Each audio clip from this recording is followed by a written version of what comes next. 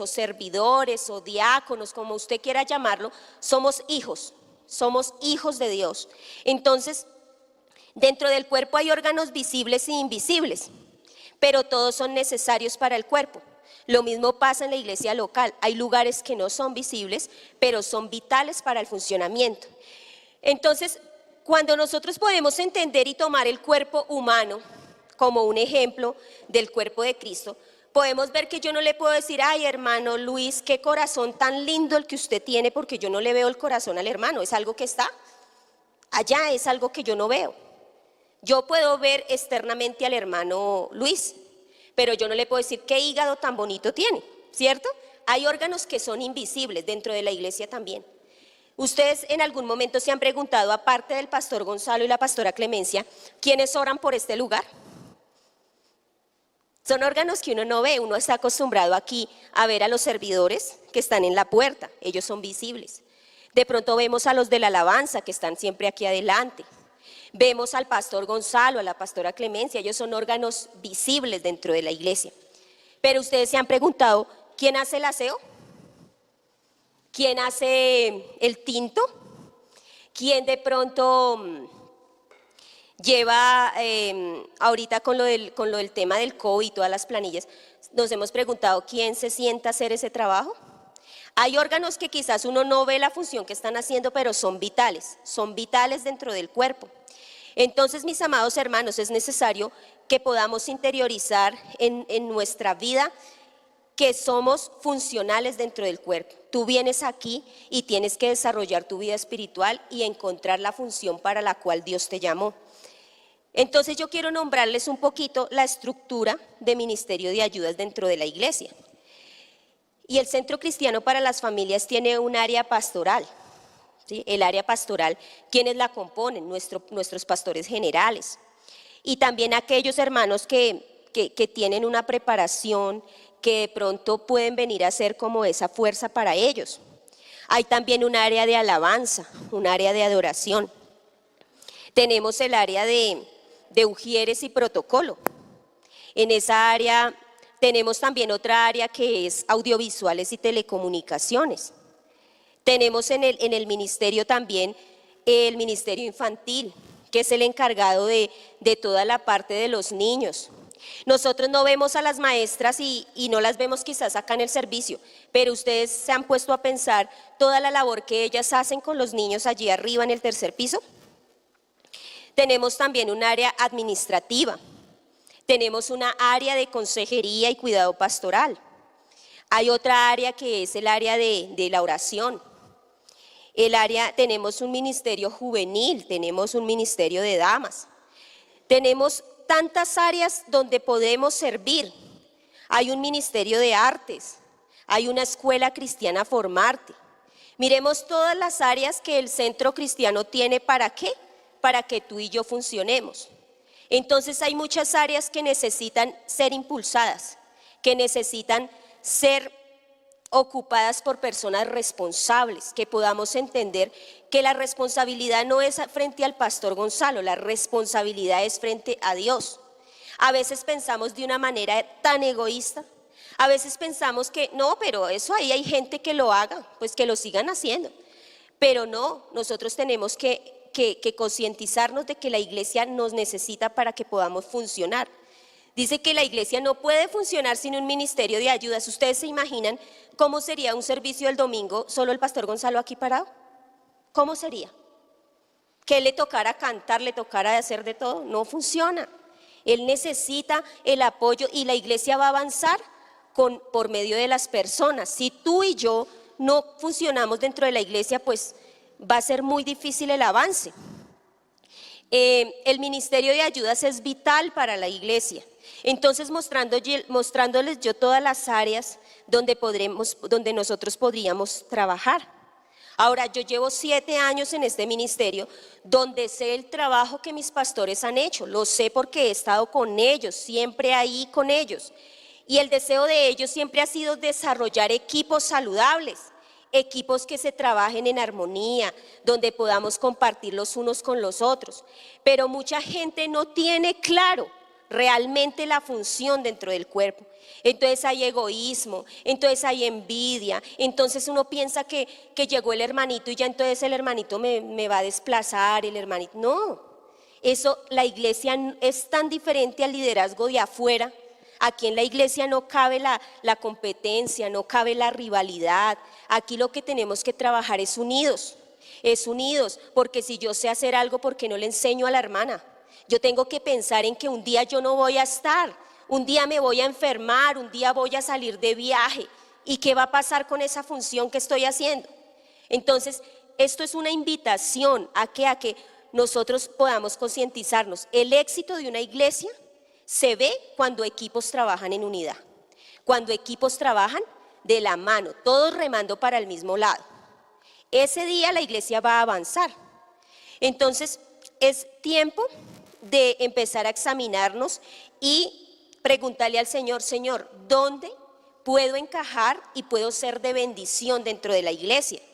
Hay muchas áreas. En todo esto que yo le nombré, ¿ustedes creen que no se necesita gente en cada área? Mira, la iglesia crece y gente se necesita, pero necesitamos gente consciente de la labor y de la función que deben hacer acá, porque no es un trabajo para Gonzalo Medina, es un trabajo para la obra de Dios. Esto va a hacer que alcancemos a muchos. Entonces, yo creo que vamos a entrar al receso y continuamos. Bueno, y vamos a continuar. Entonces vamos a ir a la palabra, vamos a ir a Hechos 6, del 1 al 6, y vamos a ver una ilustración de algo de lo que hemos estado hablando acerca del ministerio de ayudas. Y dice así: en aquellos días, como creciera el número de los discípulos, hubo murmuración de los griegos contra los hebreos, de que las viudas de aquellos días eran desatendidas en la distribución diaria. Entonces los 12 convocaron a la multitud de los discípulos y dijeron: no es justo que nosotros dejemos la palabra de Dios para servir a las mesas. Buscad pues, hermanos, de entre vosotros a 7 varones de buen testimonio, llenos del Espíritu Santo y con sabiduría, a quienes encarguemos de este trabajo, y nosotros persistiremos en la oración y en el ministerio de la palabra. Y agradó la propuesta a toda la multitud. Eligieron a Esteban, varón lleno de fe y del Espíritu Santo, a Felipe, a Prócoro, a Nicanor, a Timón, a Parmenas, a Nicolás, prosélito de Antioquía, y a los cuales presentaron ante los apóstoles, quienes orando les impusieron las manos. Y crecía la palabra del Señor, y el número de los discípulos se multiplicaba grandemente en Jerusalén. También muchos de los sacerdotes obedecían a la fe, estaban llenos de gracia y de poder, y hacían grandes señales y prodigios entre el pueblo. Entonces notemos aquí una ilustración bíblica de lo que venimos hablando. La iglesia primitiva vivió un momento ¿de qué? De un problema. Hubo murmuración entre los griegos y los hebreos. Entonces aquí también ocurrió el primer milagro, ¿no? Poner de acuerdo a la gente. Es tremendo, pero aquí ellos convocaron y manifestaron el problema. O sea, está sucediendo algo, ¿qué hacemos? Y ellos convocaron y escogieron a unas personas que fueran los encargados ¿de qué? De atender a las mesas. El ministerio de ayudas es eso, el ministerio que provee ayuda, que da fuerza, que apoya la visión que el pastor tiene en la iglesia local. Entonces, ¿por qué es necesario? Mire, aquí fue el nacimiento del ministerio de ayudas. El ministerio de ayudas nació en ese momento porque necesitaban solucionar algo. ¿Y qué era? Que la murmuración que se había levantado en la iglesia era porque las viudas ¿qué? Estaban desatendidas. Y decían los discípulos, los apóstoles: no es justo. ¿Usted le parece justo que quizás nuestros pastores tengan que dejar de estudiar la palabra por venir a arreglar la iglesia? O quizás venir a hacer una labor que de pronto tú y yo podemos hacer. Entonces esta ilustración de Hechos nos deja muchas cosas para destacar. Y notemos allí que uno de esos personas que escogieron era Esteban. Y Esteban hacía parte de ese ministerio de ayudas, pero allí en el versículo 8 dice, y Esteban, lleno de gracia y de poder, hacía grandes señales y prodigios entre el pueblo. Notemos aquí que nosotros no necesitamos ser un pastor o una pastora para que el Señor nos use de manera grande, de manera maravillosa. Notemos acá que Esteban tenía una función y él lo hizo con su corazón dispuesto y pudo impactar en medio de esta iglesia. Lo otro que podemos ver es que cuando hay un verdadero equipo de ministerio de ayudas, la iglesia, ¿qué hace? Crece. La iglesia avanza en muchas cosas. Los apóstoles también aquí concluyeron que no era justo que ellos tuvieran que descuidar la palabra. Compartíamos ahorita en el receso que qué es lo que cambia y transforma a una persona, la palabra.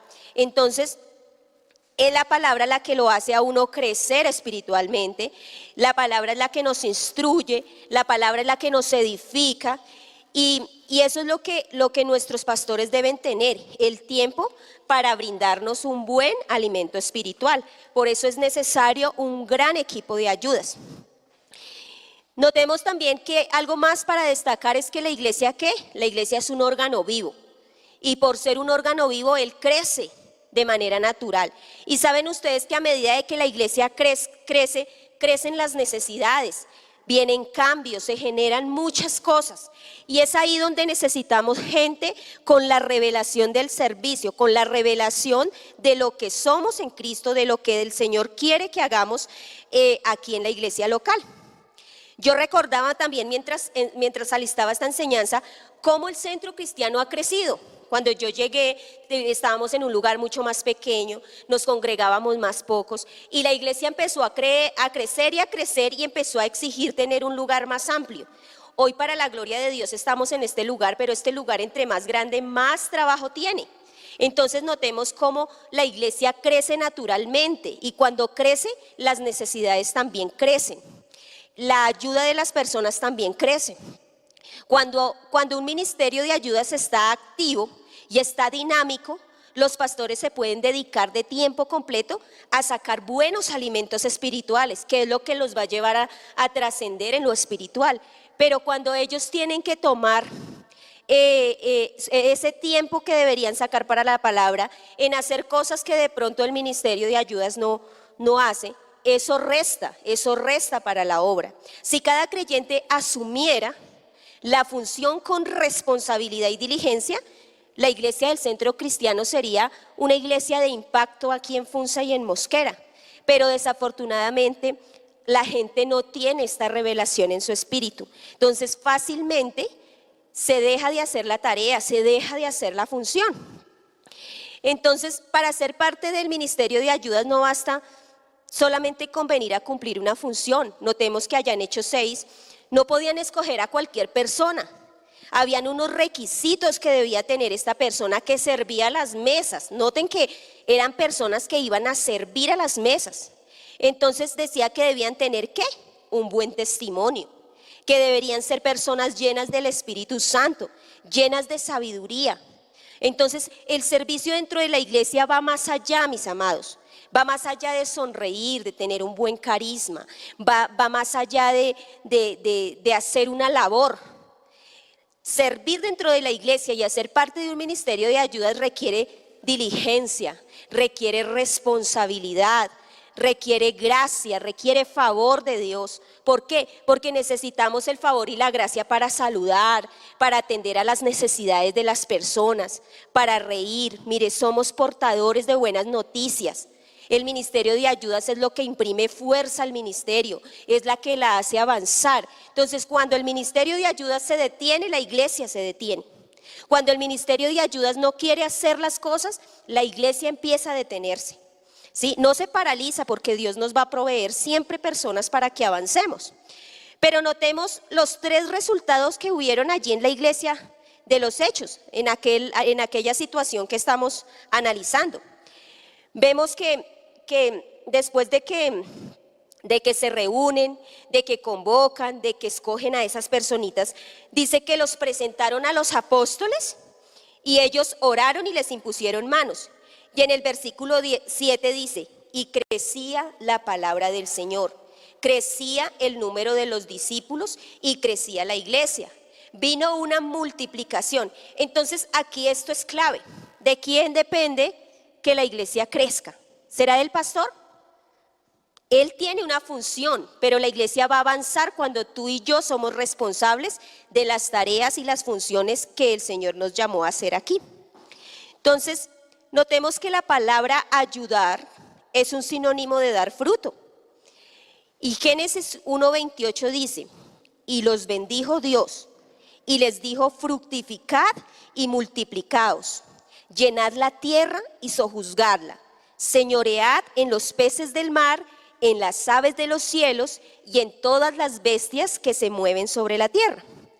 Dios le delegó la responsabilidad al ser humano de hacer una misión y unas funciones, y era dar fruto. Dios tiene un propósito contigo y tiene un propósito conmigo. Y recordemos que el gran mandamiento tiene dos líneas, mi relación con el Padre y mi relación con las demás personas, ¿sí? Entonces la palabra ayuda es dar fruto en aquello que el Señor nos llamó a hacer.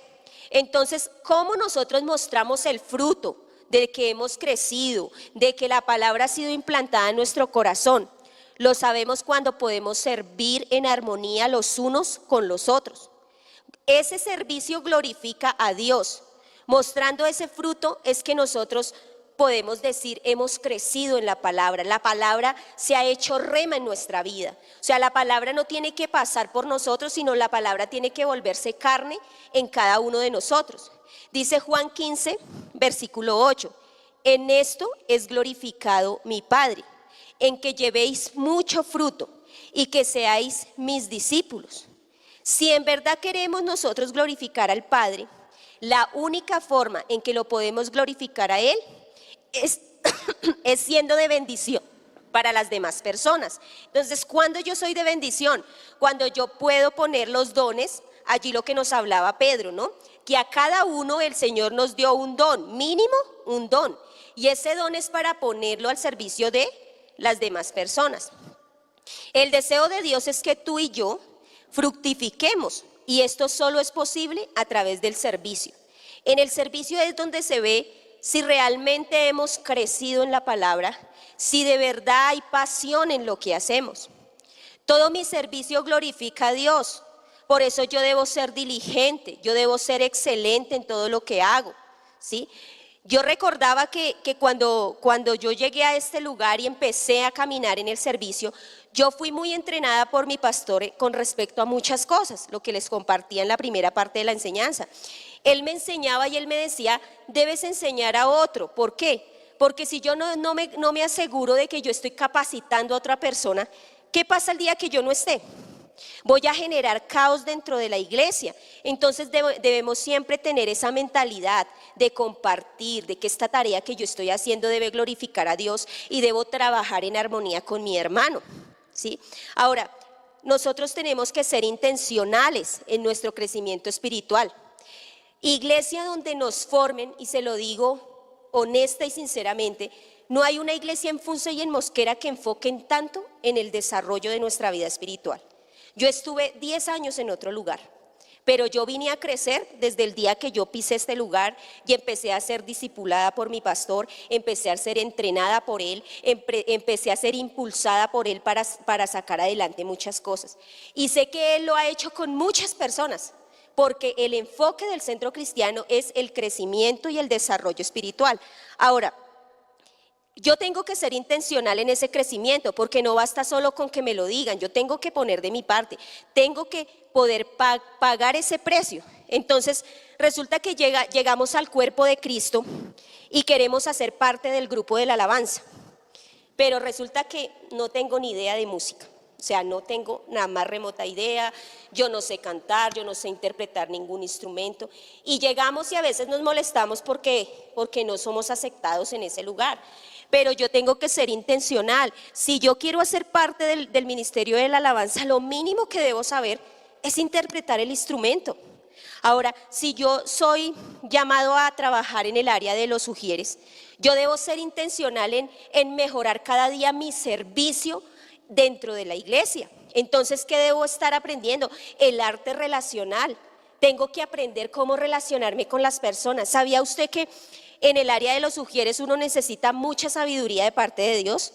Porque hay personas que vienen y ellos vienen cargados de tantas cosas que a veces no sabemos cómo entrarle a esa persona y cómo poder ser un instrumento de bendición para ellos.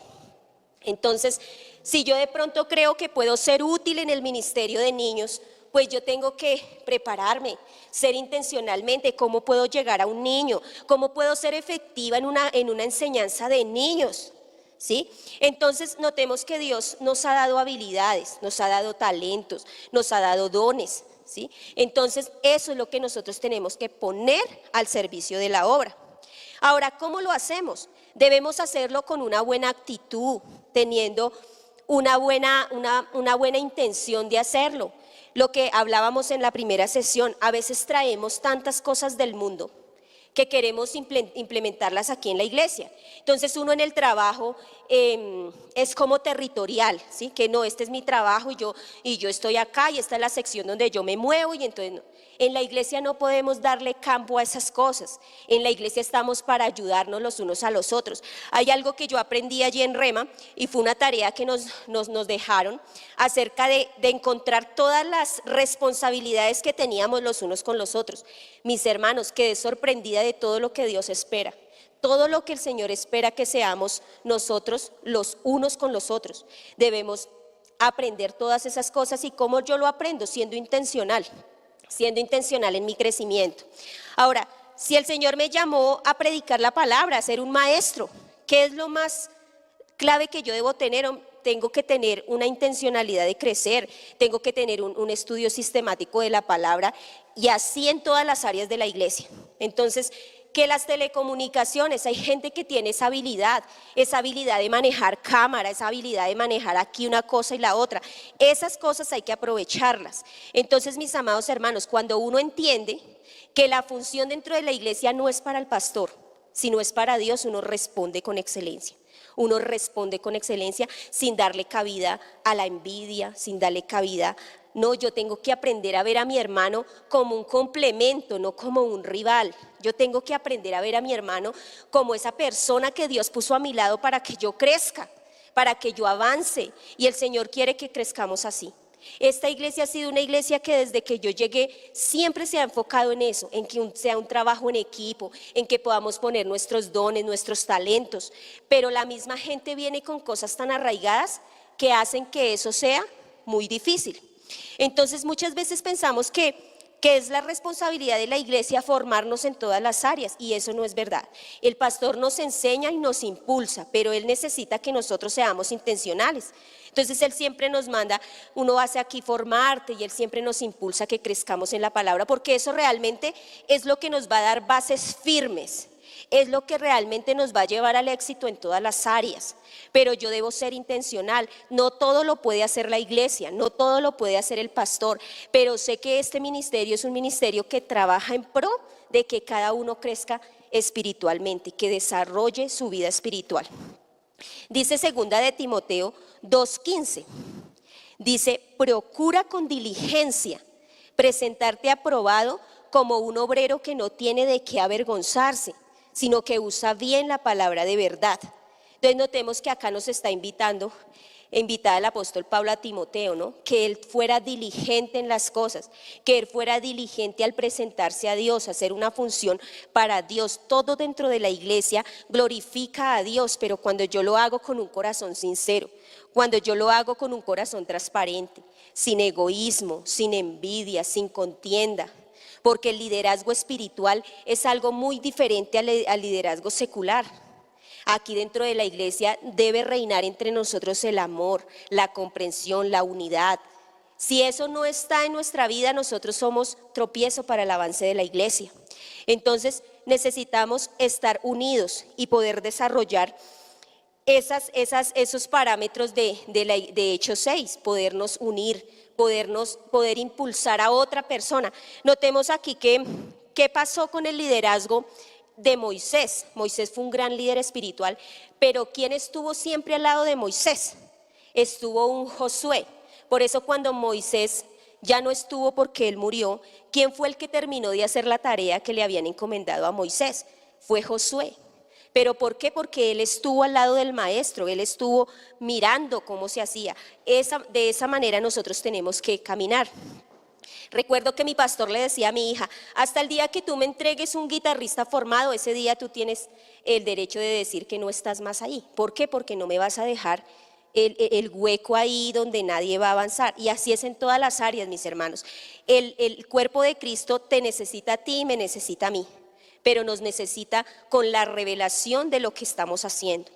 Es tiempo de unirnos, es tiempo de avanzar como iglesia. Recordemos que el Señor necesita un ministerio de ayudas fuerte, un ministerio de ayudas que pueda ser ese soporte para nuestros pastores, que pueda imprimir esa fuerza para avanzar. Y hay muchas áreas en las que podemos servir, hay muchas áreas. Entonces, eso es lo que debemos trabajar día a día.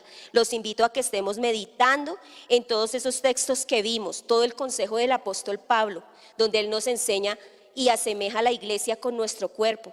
Notemos que con que uno de nosotros no haga la función, eso detiene muchas cosas.